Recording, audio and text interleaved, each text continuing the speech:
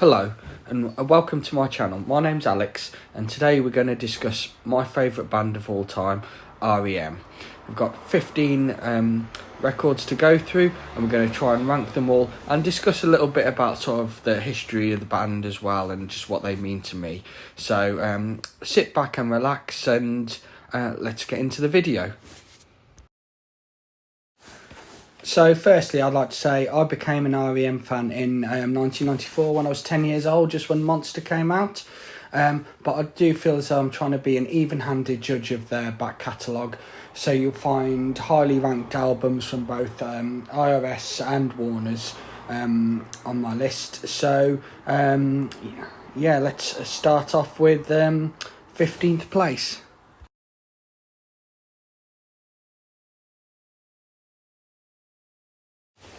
So first up we have 2004's Around the Sun. I would say on the whole it's the least favourite record amongst the R.E.M. fan base. The songs are quite dull and meandering, the songwriting's quite poor, the production certainly doesn't help it, it's quite swamped, the production. Michael's lyrics are not very inspired at all, they're quite boring. Even the band doesn't really have any time for the record. There's just not a lot going on really with the record that's worth talking about. I would say on a high point I did see the Around the Sun tour 3 times, and they were excellent on those shows, so I was grateful for that. But the record for me it's not stood the test of time well, and it was poorly received at the time anyway, so it's something that I probably only listen to maybe once or twice a year. I mean, I do have some good memories of the record as it came out when I was at university, so there's that, but the actual musicality of the record's just not there, so yeah, deservedly in 15th place.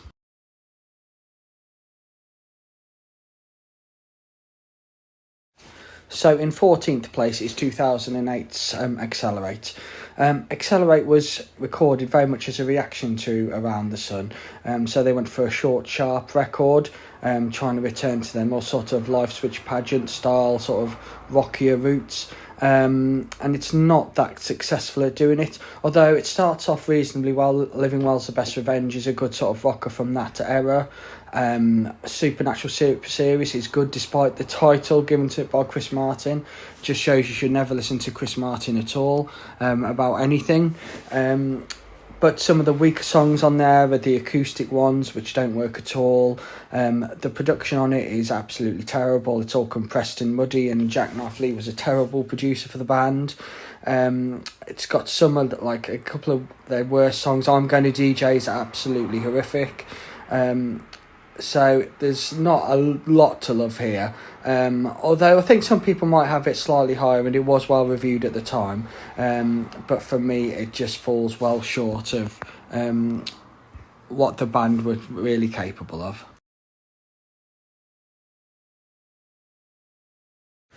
So up next in 13th place is their swan song, Collapse Into Now. Now Collapse Into Now to me feels like they've sort of gone for almost a mini best of. They've tried to hit all their bases, and again with very mixed results really. The record starts off actually quite well, the first 3 songs are really solid. Discover a sort of Monster mixed with Green maybe. All the Best is a really solid rock song, and Uberlin is sort of almost an automatic-y style song, which is quite successful, and I'm quite happy with the start of the record. But from there it sort of goes downhill a bit. Oh My Heart is okay. Again, some really dodgy lyrics going on there from Michael, so it's not one of my favourite, but then the middle of the record is really where the disasters happen. Every Day Is Yours to Win is horrid, really poor lyrics from Michael. There's a bit of a theme around this time. Michael was really struggling lyrically, which sort of impacted the vast majority of those releases. Not to say that he couldn't pull out the occasional good lyric, but at the time it was really, really patchy.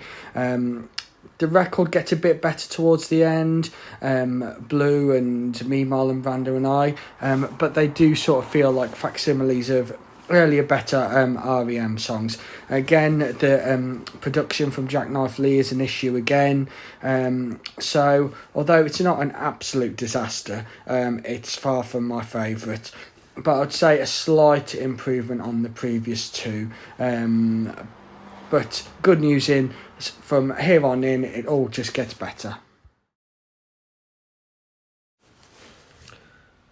So in 12th place, we've got 2001's Reveal.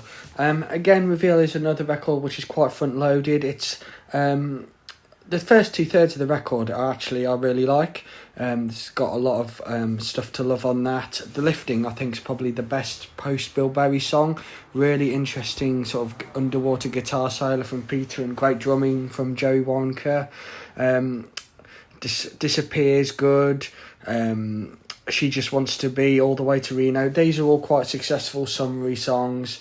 Imitation of Life is R.E.M. doing R.E.M. really.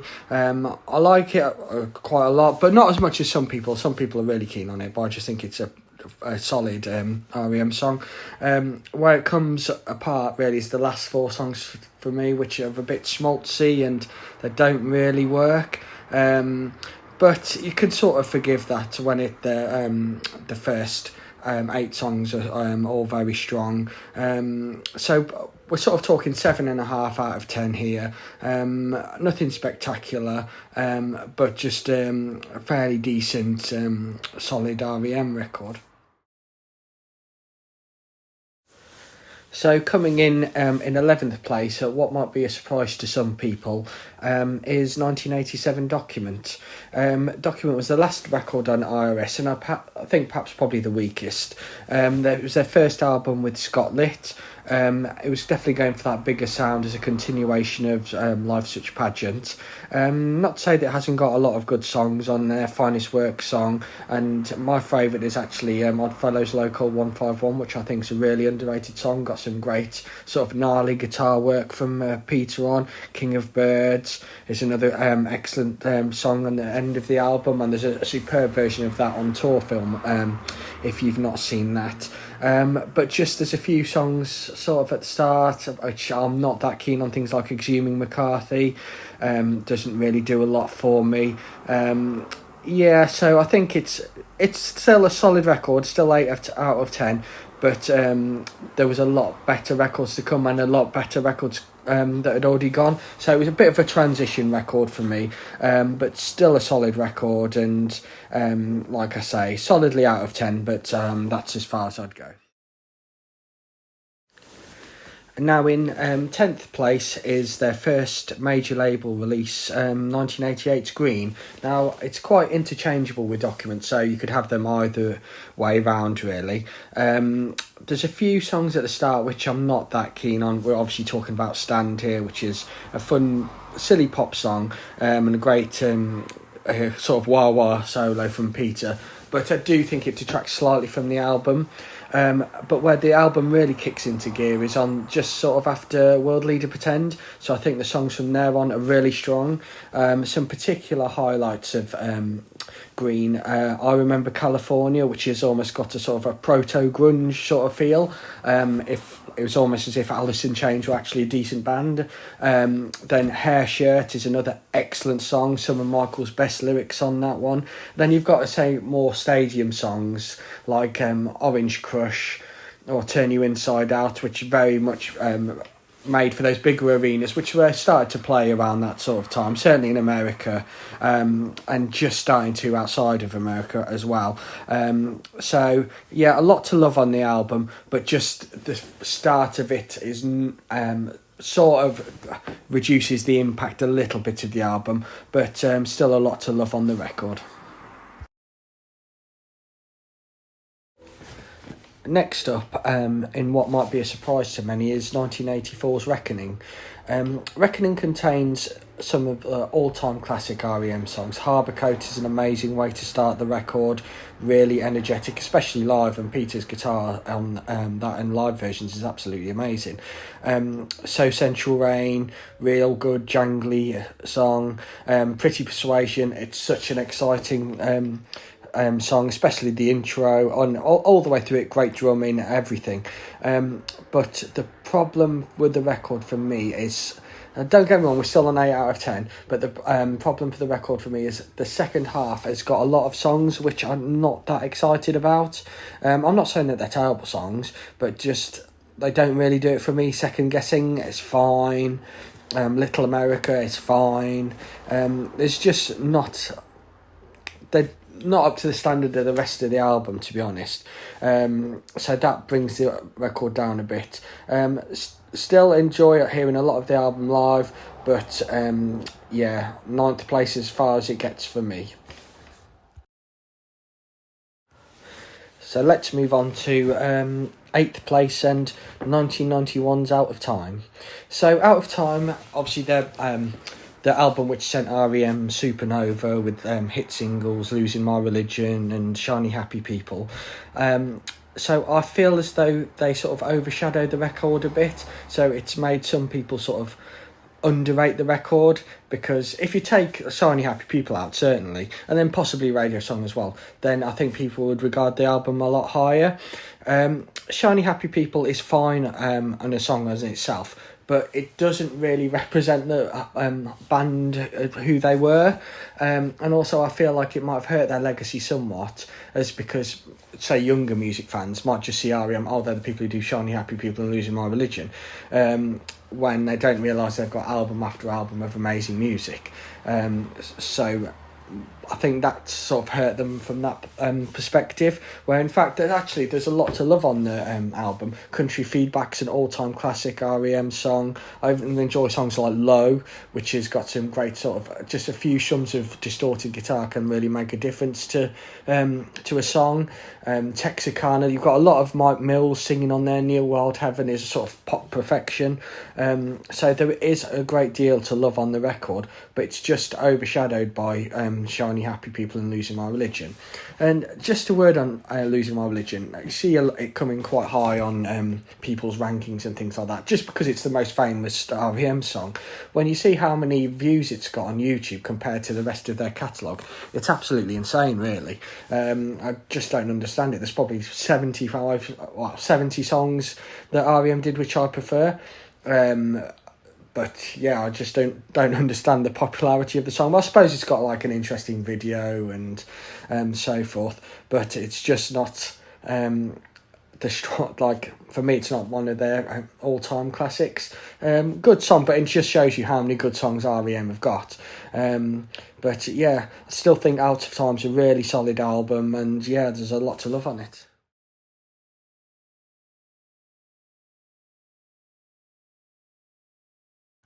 So I just want to pause here and just talk about the influence of R.E.M, which I feel sometimes gets forgotten these days, both from a music standpoint and from a sort of ethics and music business standpoint. So R.E.M, they showed you could start off as a very small independent band, playing local gigs, and just through hard work and bloody-mindedness, you could build up and to become almost the biggest band in the world, really.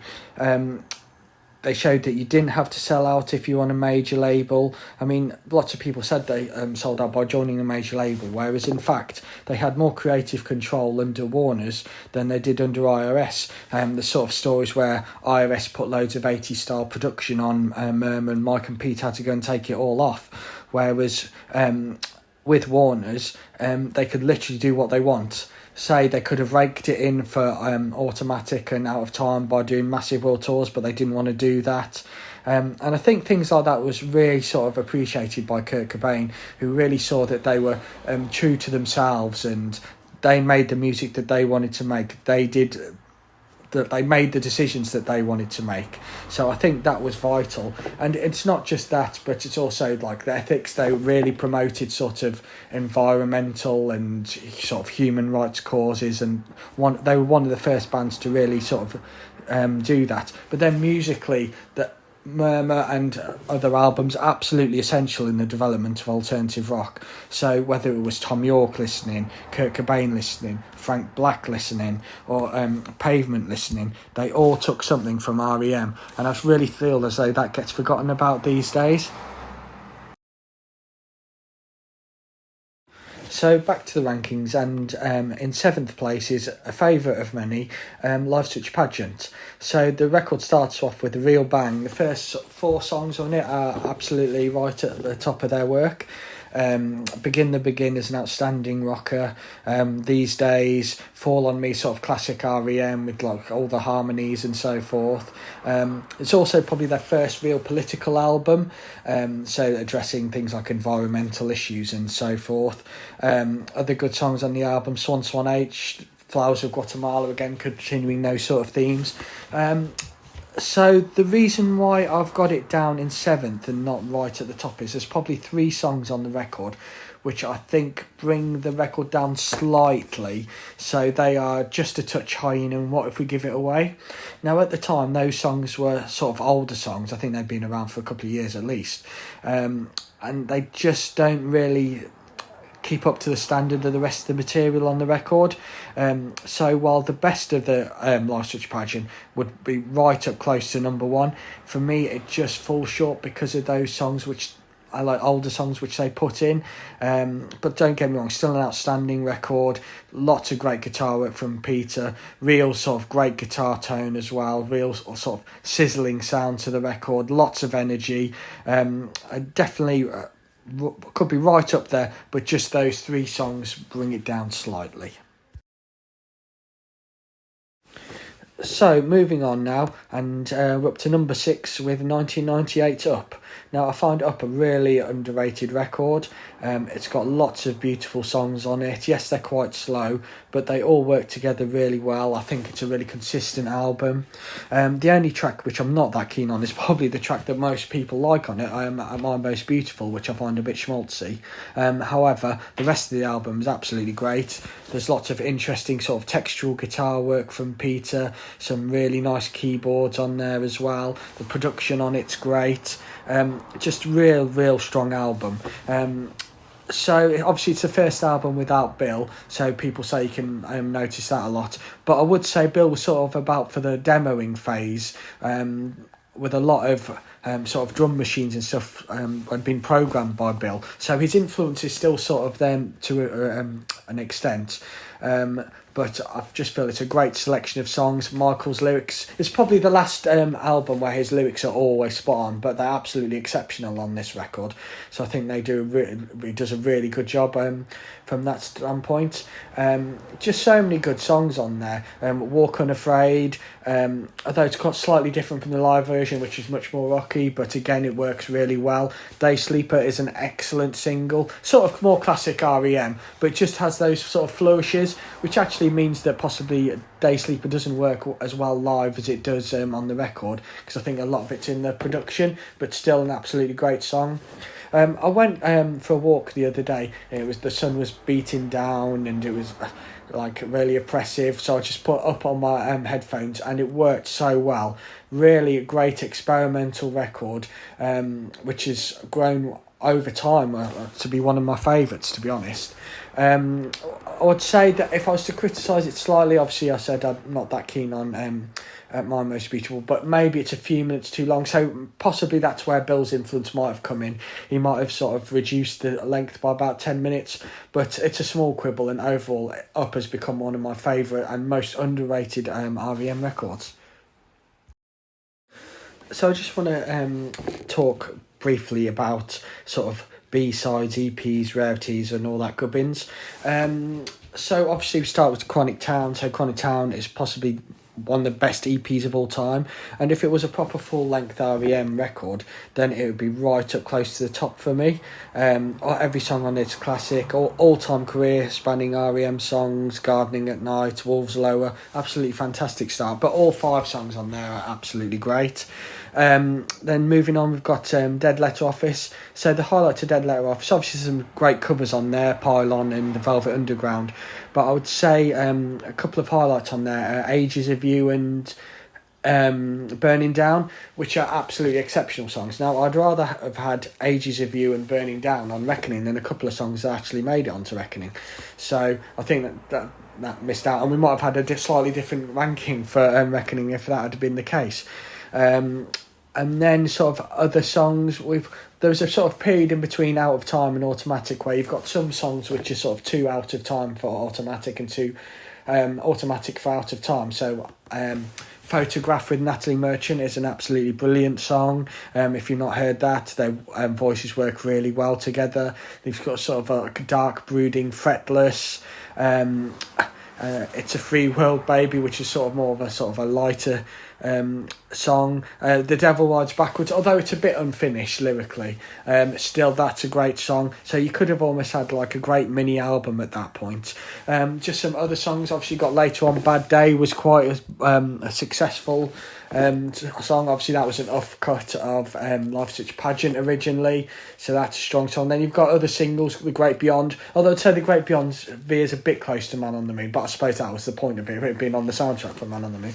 But so yeah, we've got some great later songs, and then even their final song, We All Go Back to Where We Belong, it's actually quite a nice closer, although again with the sort of lyrics of that time, Michael wasn't really fully nailing it. It still has some nice moments, but yeah, a real solid send-off.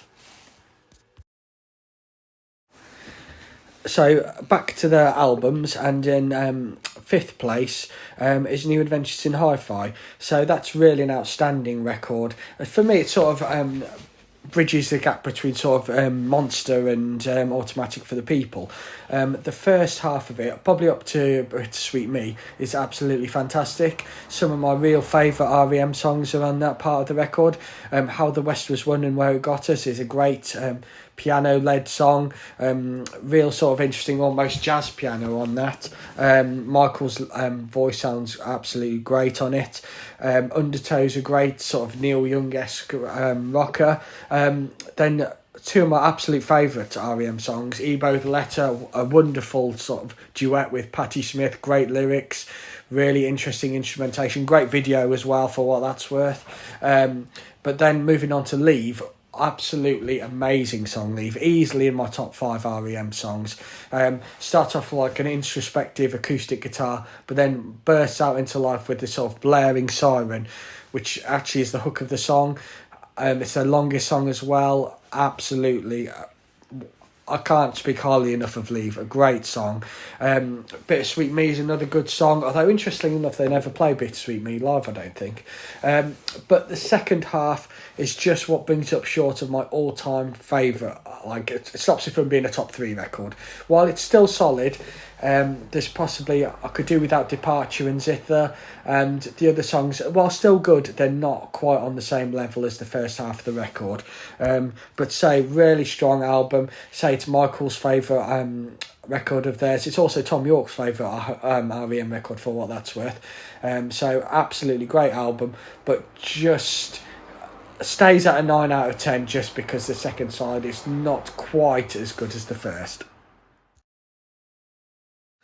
So just missing out on the top 3 is Automatic for the People. Now, Automatic for the People, obviously a fantastic record, and it'd be the favourite of a lot of people. It was where a lot of people got into the band. For me, the real high points on there are sort of the lesser known tracks. So Monty Got a Raw Deal is an absolutely brilliant song with Bouzouki, great lyrics and great drumming as well on that. Sweetness Follows, Try Not to Breathe, all absolutely great songs. Starmy Kitten is again another song which nobody talks about. Even New Orleans Instrumental, which is sort of a mood piece, really adds to the record. Obviously a lot of people just are more familiar with the big singles. And so the singles on there, like, they're all pretty good. Like Man on the Moon's a good single. The last three songs on the record are absolutely outstanding, and they're all singles. But I would say, obviously, some people's complaints about it, probably a lot of people aren't into Everybody Hurts. I think Everybody Hurts is fine. It's not my favourite. I never reach for Everybody Hurts, but I feel that at least it fits on well with the record. But yeah, I wouldn't just put it on its own. Another issue I have slightly, which stops it from being right at the top, is Ignoreland. While I like Ignoreland, I don't really feel as though it fits on the album. At least Everybody Hurts sort of fits in with the themes of the album, whereas Ignoreland's more like putting a document song or a Green song on the record, which sort of hinders the flow somewhat. But like I say, it's still an outstanding record. It's say the first single, Drive, is probably my favourite R.E.M. single. So many great songs on the record.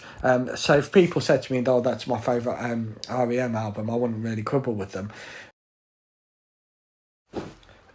So my top 3 R.E.M. albums starts with, in third place, yes, I am going there, Monster.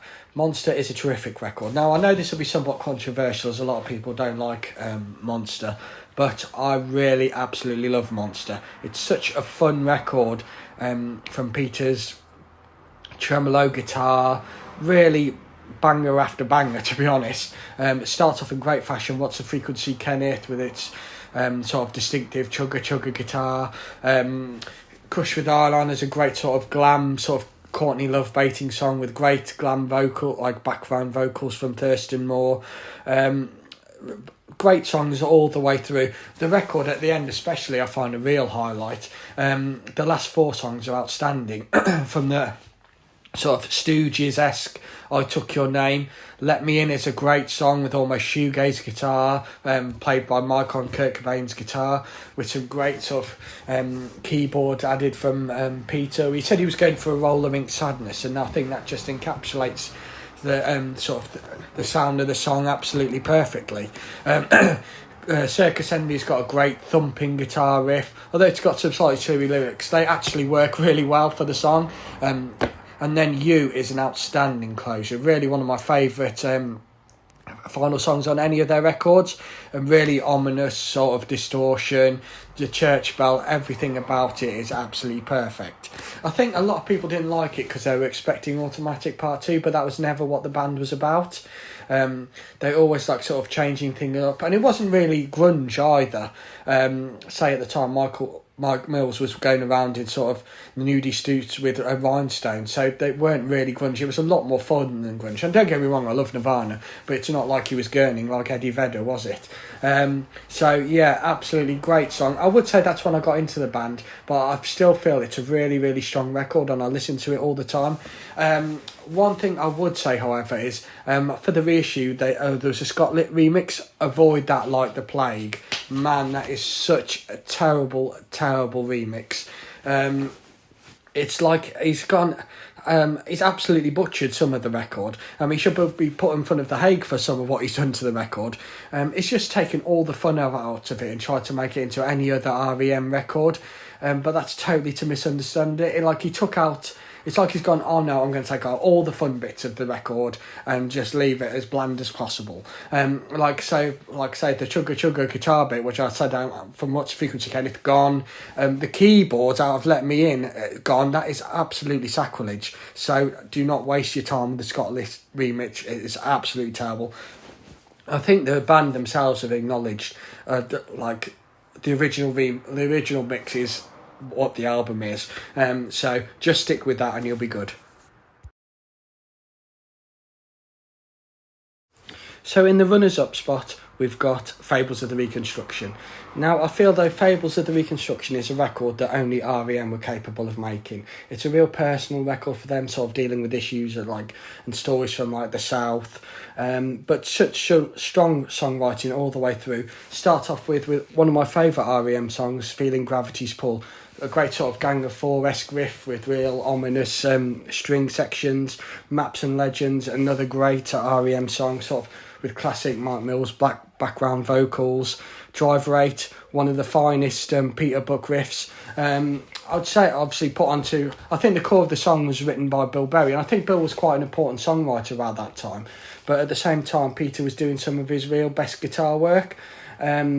Again, at the end of the album, Wendell G is another highlight. I know Peter doesn't really like the song, but it's got a great sort of banjo solo on there from him.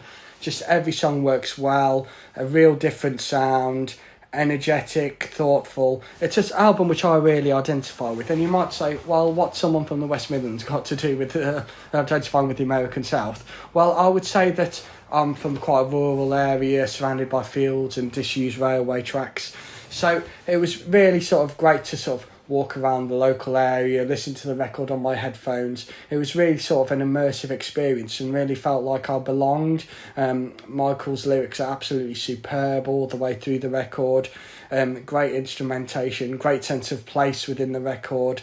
Really, as I said at the start, only R.E.M were capable of making an album like this, and it's really grown in my appreciation over time. Probably one of the records I play the most, and solidly in number 2. So, in a surprise to absolutely nobody who knows me, in first place we've got Murmur.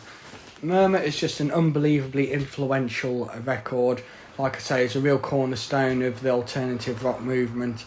Absolutely everybody was who went on to form a band was listening to it. In some ways, it's like what people said about the Velvet Underground, about all the people who actually were listening to it went on to form bands. Just a real important record. To me, it's real, like it's really personal. There's the lyrics on the record are much debated, but it doesn't matter what the lyrics are, really. It just matters how they mean to you. I don't understand what any of the lyrics are about. The only song that I know what any of the lyrics is about is Sitting Still, which is about Michael's sister teaching deaf children. And I only know that because Michael said that's what it's about. But Michael's like an impressionist painter. He's allowing the listener to put their own interpretation, their own spin on the lyrics, and in that way it becomes a very personal record. You might catch a phrase here or like an image in your mind, and that's sort of how it gets to mean something to you personally, which is possibly why it means more to me than any other record. The music fits in perfectly with Michael's lyrics. It's sort of mysterious, but then it's quite post-punk influence, folk influence, some real great playing from Peter. Songs like 9-9 is sort of like more jittery, or you've got Perfect Circle. Real strong songs from across the board, all members of the band contributing. This was really the start of sort of the alternative rock movement in a lot of ways. I'd say it means absolutely everything to me, this record, and I'll say straight away that this record is my favourite of all time. So for me, Murmur, I just can't speak highly enough of the record. It really sort of allows you to find something within yourself and sort of touches you like no other record can, although it's saying things without saying them at all, which I think is really just a beautiful thing from Michael and the band. I've never seen an album where the music matches the artwork so perfectly. Just everything about the record is sort of a perfect storm, and seeing the band come out sort of fully formed, that's why it's my favourite album of all time, and unquestionably my favourite R.E.M record. Although, like I said, the last 5 we're all talking 9 out of 10, and it's amazing that a band has got so many amazing releases, and that's why they're my favourite band. So there we have it, a brief trip through R.E.M's 15 studio albums. Let me know what you think. Am I barking up the wrong tree, or have I got it spot on? I'm sure there'll be lots of debate. I'm sure I'll take a bit of heat on a couple of the album choices in the comments, but let me know what you think. I'm looking forward to reading all your choices. Thank you very much for watching, and I'll look forward to seeing you next time.